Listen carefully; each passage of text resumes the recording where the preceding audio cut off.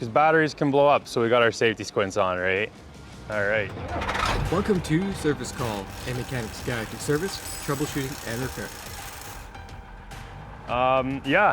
This call was for 2 machines, not charging or no starts. Operator said they weren't charging, so it's kind of funny how you get 2 calls for the same thing at the same time, same complaint. So, anyways, oh. Wait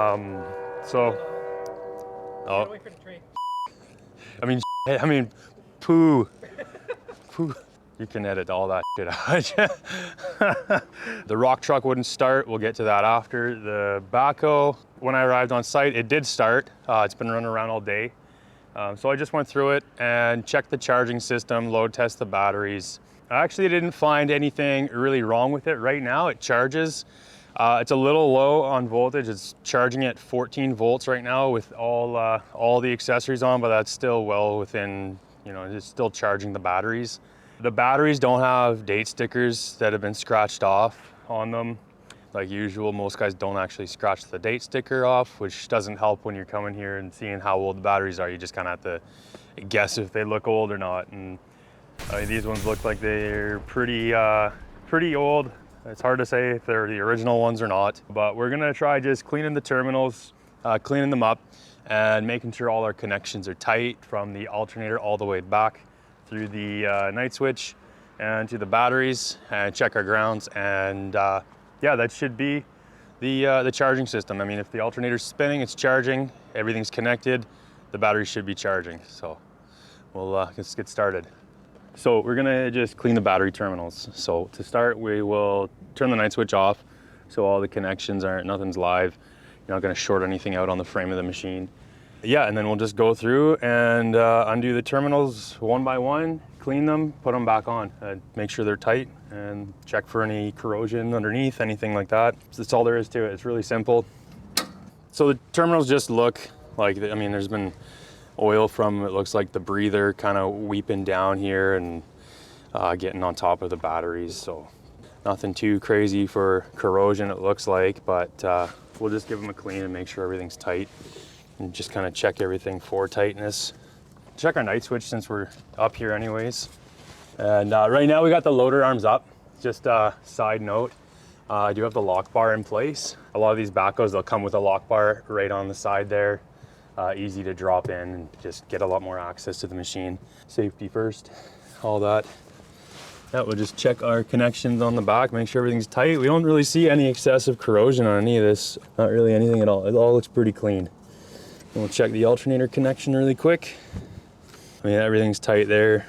Our connector looks good on the back. There's no broken wires. Everything here looks good. It's a little dirty, and that's to be expected. No, everything looks good from here and here. So we'll just keep moving down the line. When we're checking the terminals, you're looking for cleanliness and stuff. None of that green shit on there or green stuff on the terminals. Check for tightness. You can put a wrench on there, but you see how tight it is in here. You can just you just check with your hands, give them a wiggle. They shouldn't really move at all. I'm not going crazy hard because I could move it if I really wanted to, but yeah, that's pretty tight. Those are tight. They're not going anywhere. We got a good electrical connection. Same with the alternator. We're doing the exact same thing. Just looking physically for anything you can actually see on the terminals, and then just giving them a good wiggle test. I do a lot of wiggle tests. That's actually a really good way to check harnesses, check electrical connections. Just give them a wiggle, see if things are loose.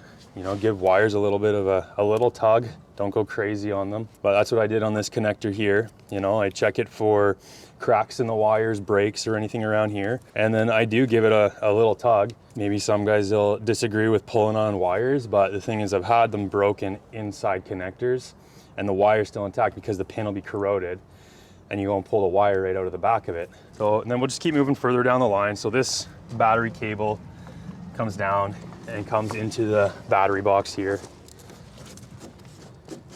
So, I know that because I worked on a lot of these, but if you actually look at the night switch again, and I'll just give the cable a little tug, and you can see that it's the same cable. It's one long cable, so we're not missing any connections from here to here. So you can see like this cable, I know is one continuous cable into the battery box. So a lot of times troubleshooting issues, you're breaking things down into sections, you know, check a section, is it good, move on. Pretty much what we're doing here, we're just visually checking it mostly.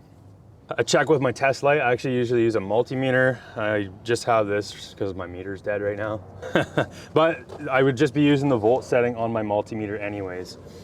So all I was checking for was, you know, 14.5 volts at the alternator, you know, check from a good ground, check the alternator, move it down the line, and you're looking for voltage drop. So something that, a really good troubleshooting method is voltage drop testing. Hypothetically, let's say, because this wasn't the case on this, but it's a case joke. Wasn't the case on this, but because the batteries were charging good. But let's say you were only getting like, you know, 11 or 12 volts at the battery. Super basic way of explaining it, but electrical basics, resistance makes voltage drop down, right? Because it's passing through a resistance. So I voltage drop test, let's say, you know, I check, I got 14 volts from my alternator positive with a good ground. I check the alternator stud, I check the alternator terminal, and just behind, see if there's any change, because you never know if maybe it's just from the alternator stud to the terminal, you have a bad connection in there from some corrosion just behind there. Like it can change that much. And then we'll go to our next point just behind the next terminal that goes to the starter. Tight spot, but it goes to the starter. So I check my voltage from a good ground and then to the starter positive terminal, and same thing, positive starter terminal, the ring terminal down in behind. If you can get in behind like the cable sheathing or something, don't poke holes in cables or anything like that, wires. That's a whole other thing we could discuss another time. You know, pull the terminal back, make sure that there's no corrosion or anything like that behind there. So I can do that right now. I can check real quick on the starter. That connection looks good too, so we're not too worried there. So yeah, once we got our good ground, so we're going down the line, just checking. Simplicity's sake, let's say the voltage drop, you going 14, 14, 14, you get to your starter cable and you got 12 volts at the starter terminal. So what does that tell us? That there's a problem between that starter terminal and the last connection we checked, which on here would have been the alternator ring terminal. So you'd go in there, you just take a look, see if there was possibly a bad connection on that ring terminal. Maybe it wasn't crimped tight. There's corrosion in the back of it. You know, that's how you break it down into sections. Machines are, you know, they're big and complicated, but really every little system does its own thing. So you can break it down into a small section, and now you're only really looking at this part, and then this part, and then this part. That's how I troubleshoot. That's how I find faults. You know, it takes time. Sometimes it's the first thing you check. Sometimes it's the last thing. Sometimes you check everything and then you go back to the first thing and it is that. Yeah, it's just the nature of troubleshooting. It can take you minutes, it can take you hours, and that's kind of how it is, you know. You like to get it right the first time, and that's not always the case. No pun intended that time, actually. But yeah, so I will go back to our terminals. We'll do a quick clean on these. I don't have any anti-corrosion spray. I don't really actually use that stuff very much. I just clean my terminals, make sure everything's nice, clean, dry, no films on it or anything like that. And then I just tighten them back up. I use my little wire brush here and I scrub them down and I tighten them back up. You can put like a corrosion protector on there, there's like this red paint that people use and some other gooey stuff. I've never really used it, never had issues not using it. I've come across terminals that guys have used that stuff on and they're just as corroded as ones that aren't. So I kind of take the clean approach and just keep it clean. And then, you know, if you're doing regular PMs like we do on these machines, that's part of your PM is to, you know, check your terminals, make sure they're clean. If you're doing it regularly, there should be no reason you have any kind of excessive corrosion on batteries. You might get a little between PMs, but you can clean that off and manage it, right? Them camera guys and their lights, I gotta get scunge all over these. Yeah, I'm just gonna take the terminals off one at a time. So our night switch is off, and we'll just undo these guys. Give them a little wiggle. They work loose, pretty easy. Trying to think of jokes. Like when you stand at the bathroom stall and you're trying to think of a good joke, but the joke is actually in your hands. You like that one? The joke is in your hands. I've come across, you pull a terminal off and they like erode, and from like bad connections, they'll start to actually melt. The resistance on that terminal causes more heat to build up, and these are just lead, and then they just start to melt. This is just some brake clean. I'm a big advocate of wearing gloves. I actually do normally wear gloves for all this stuff. I actually just ran out, and I know you guys probably figured this, but gloves are hard to come by sometimes. That's my excuse, and I'm sticking with it. So I gotta come up with lots of excuses for the haters. So there's always something. So here's a connection. There's nothing wrong with it, other than it's a little dirty. But what I was talking about before, checking between connections on our voltage drop test. So we check our, just going back to that again, just to kind of reiterate, you can check your terminal to clamp to ring terminal here and stud. Like these are all connections that can form corrosion, and you can get a voltage drop between that and the stud that it goes on. So those are little things you might look and, oh, it's tight, it looks okay, run it. But, you know, there's a little bit of corrosion on there or something, you know, keeping it from actually making a good connection. So that's why we try to be thorough on this stuff. How's your day going? My day is going pretty good, man. I got those tracks back together, pinned nice, straight on. Everything went smooth with the track press. Just bummed you guys couldn't see it. It was actually really nice. Like set up, everything worked perfect. I even showed the finning guy my little trick with the strap, and he was all like, "Yeah, I knew all about that. I actually invented that." I'm like, "Yeah, I know you did. Of course you did." I'm just kidding. I mean, a lot of guys know about that. It's not like a big secret, but it is cool and it is worth showing people, you know? I like to hammer my terminals on. No, I just want to make sure it's nice and tight. You can maybe cut that out because people will talk me for using no, I don't know. Using a wrench like a hammer, you can't do that. Everything's a hammer, everything's a punch. Everything's a chisel. Depends how desperate you are, I guess. It really doesn't matter as long as you have your safety glasses on, right? You can use anything for whatever. See, these are like those little quips that we were talking about before. Like, probably got way too many. People are gonna think I'm so not serious, but that's just wrenching, bro. These fucking lights always in the fucking way. Just kidding. Actually kind of nice. How much are they? Spendy? More than my snap-on lights that I was telling you about? No. Oh, okay. So, did I tell you about that? Or no? Were you there? Oh, I was talking to him about lights when we were doing the truck tour, and I was like, yeah, I really like having lots of lights. I like losing lots of lights, I guess. But and we were talking about lights, and I bought like all these nice lights, and then I'd like do this and leave them on the machine and would never see them again, because I'd forget them because they're magnetic and they would stick. And then it'd be a long day, so you drive away and you're like, get home and I'm like, oh shit, I left my trouble light, my $200 and something snap-on trouble light on that machine. And like the next day I call the operator and, oh yeah, no, I didn't see no light, man, sorry. Yeah, of course you didn't. So I didn't see no light on the machine. It's actually in my truck. It's in the back of my pickup. Well, this is kind of boring, tedious stuff. I don't know if you want to cut for now. I'm not missing your jokes again. You're not missing my jokes. Every time I stop recording, you crack a joke. Do what? Actually? Yeah. Are you missing all these good zingers?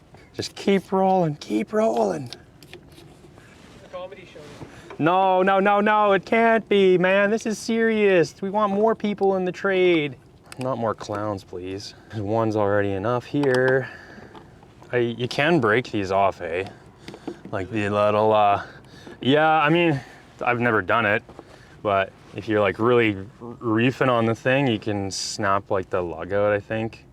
Never come across it, so I'll wait for the comments to tell me that you can't, or that it's unobtainium and it's you'll never break them. Who knows? I haven't broken one yet. I don't know, I haven't seen it, but I've seen batteries blow up. Or not seen them blow up physically, but I've seen the aftermath. That's why we wear our safety glasses. Like that one. I don't know if that one, I don't think it blew up. I mean, I know it didn't blow up because there's no residue everywhere and it's just a little poke on the top. It actually looks like something fell onto it. We'll go take a look after, but that one was easy to troubleshoot. But there's a lot we could talk about with that too, because a lot of times, like with troubleshooting, it's always nice you check the easiest things first. When you're troubleshooting, another very important step is confirming the fault. That was actually the first thing I did on this. That was the first thing I did on the rock truck. Put the key in it and see if it starts. That was all I did. You know, they complain, oh, does it start? Okay, well, let's see. Oh, it started. Okay, well, then we can move on. No fault, run away. That's it, leave it. Pack your tools, you're done. No, not actually, no, but then you can get onto your troubleshooting, right? The other Volvo, I confirmed, got there, no start, didn't start, just clicked, that was it. So then I can move on. This one kind of threw you for a little loop, you know, because there's not actually a fault here. So like when we arrived, there was no actual no start condition. It was charging, even on a little low side, but everything was actually technically working fine. It was sitting over the weekend. It's Monday today, right? It's Monday today. Yeah, it's Monday morning. So, you know, they probably got in their machine after it was sitting all weekend. Maybe they didn't throw the night switch off and I don't know, radio or something was left on. And that's probably why they had a no start first thing in the morning. Could be one of the reasons. Oh, look at this. I don't know if you can see that with all the janky light. That green stuff, that's corrosion. I'm sure you already knew that, but that's what you're looking for. So, like I says, we were gonna take all the terminals apart and clean them and look for corrosion. Hey, we found corrosion. So, do you want me to look at this one or that one? This one? Just that one. Yeah, that one's my apprentice. Yes. No! Yes. You're invisible right now. Yeah, I'm gonna cut this heat shrink back. I have more heat shrink. We can always reheat shrink it. That's not a big deal. I really don't care about heat shrink. I'm gonna cut you off. You're done. Take a look underneath and make sure we are still good. I'll just get a little wire guy in there. 1 sec. Yeah, I'm gonna do the lazy way and just give it a quick buff. It's my die grinder. I just put a little wire wheel on it. Actually, I'm gonna take this terminal right off and we can do this, get a better shot of it. Because, you know, if one side's corroded, the other side's probably corroded too. It's kind of the way it'd go sometime. It's not bad, but it's something we should definitely address properly while we're in here. Yeah, there's a lot of corrosion in here. Not a lot, just a lot. Look at this. Can you get a good shot of this? When I open her up like that? Yeah. All right, so that could be one of the causes of our voltage drop, or you know, some charging issues or some issues. It's definitely an issue. It may not be the issue, but it's an issue and we found it, so we fix it. All right, so I'm gonna see if we got enough cable to fabricate a new one. I keep a lot of these lugs on the truck. I try to keep some cable. I actually do go through it quite a bit because of stuff like this. You make the little jumper cables between. Cut that. If you want to learn how to make your own battery cable replacement, click the card in the top right, where Cam shows everything you'll need, as well as every step. Do you have a certain technique for that? Yeah, I get it hot. It'll also be linked in the description. I just want to put our loom back on because that's a extra layer of protection. Always double bag it. We got our heat shrink, we got our loom. Right? That's what they teach you in school, isn't it? There's a lot of jokes you can make, you know, about stuff, but there's a lot of stuff you should take serious. This is why I said you got to do these one at a time. I have no idea where these go now. We've forgotten, and there's no way to know. There is no fixing this. We're f***ed. Yeah. I'm just kidding. I know where shit goes. I took it apart. I should know. I actually did f*** up earlier. You guys probably saw it on camera. I didn't put one of these terminals back on. It does belong on the ground side. So we can do a quick little yeehaw about series parallel, because this is parallel. Quick little yeehaw on it. Here's a quick diagram that explains series versus parallel circuits. Series is double voltage, same cranking amps. Parallel is same voltage, double cranking amps. This also applies to capacity and cold cranking amps. For future reference, we'll link a video in the description, or click the card on the top right. Yeah. You know, you hook batteries up backwards, you can wreck a lot of stuff. On older machines, it's not as big of a deal, but it still is a pretty big deal. On newer stuff, that can cause a lot of damage. I say ECMs because those are spendy, and those are usually the first thing when you have some kind of like electrical, like batteries connected backwards or a guy putting the wrong thing on the wrong thing. The ECMs usually end up. Yeah, I teach you where to put the right thing so we don't do the wrong thing. I'm the best guy in this parking lot at doing this. Tell you that right now, 100% confident in that. Yeah. Oh yeah, the sun's gone down, or has it not come up yet? No, this actually gone down. We're working at night-ish, night, dark, late, overtime, whatever you want to call it. Usually we get called because their machine's not starting or whatever like this. You know, they got to start actually, so they ran it all day, but then they want to run it all day. They want to use it, they want to make money with it. They want to get their production going. They want to keep their customers happy too, right? So then they call me and they're like, hey, can you come? But we're still running the machine. Can you come after hours, right? And you know what? Yeah, you oblige and you do it. That's what it is. It's part of doing this. If you want it during the day every time and you want to go and you want to be off at 3:30 every day or 4:30 every day, then you should probably take a different job. Yeah, unless you want to work in a shop, but that's a completely different thing. There's nothing wrong with shop guys. They're people too, kind of. But well, it's not that we're better. Yeah, it's just because we are. No, I'm kidding. We're not actually. I know a lot of really, really good shop mechanics, and I couldn't do what they do because being in the shop is, well, I don't like it. I don't know. They do a lot of really, like, let's say like really big jobs. You're doing bigger rebuilds, that kind of stuff. You can do that out in the field too. I have done that in the field. Let's wait for the truck. Okay, we got all our connections on.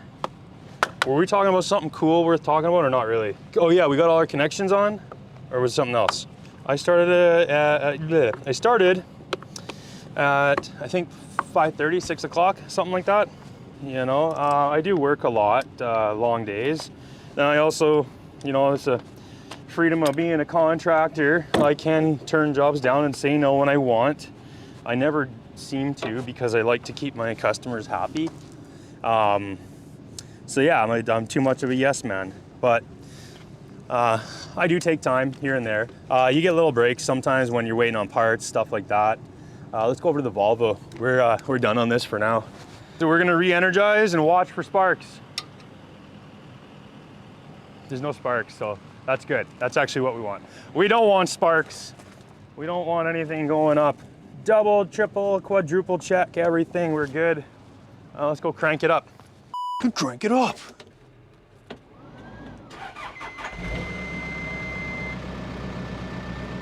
All right. So real quickly, we'll just check, see what we're charging at. So 14 volts a dial. So we're charging. We're charging. Charging, Charlie. Yeah. Yeah, next machine. Let's go. Next one. Get the next one started. All right, close it up. Slam it closed. Kick it. No, I'm just kidding. Don't do that. Yeah. We're gonna drop the loader arms down. We're gonna close the hood up and everything, and we're gonna park this one for the night and tell the customer it's good to go. So yeah, we just dropped our bucket down on the ground, and just something, a precaution when you're dropping implements and stuff. You see how much that moved, just like that. Let the residual pressure out, and it's always a good habit to get into when you're working on stuff. Cam then moved onto the rock truck. All right, so contestant number 2. Same complaint, no start. After confirming the fault, Cam found that there was some damage to one of the batteries and speculates it could be from someone dropping something on it. Reason I say too, another reason why it's probably punctured, is this is where the toolbox is, right beside me here, right? Guy's putting his grease gun back at the end of a day, he f***ing drops it and hits the battery, who knows? You know, there's all kinds of things like this. You should kind of be a detective. That's what we are. We're mechanical detectives. He also noticed bulging in the batteries. To watch his analysis in more detail, click the card on top right to watch the video on this machine. Same with this one. This one is actually not as bad, and honestly probably because it's been ventilated. Link in the description as well.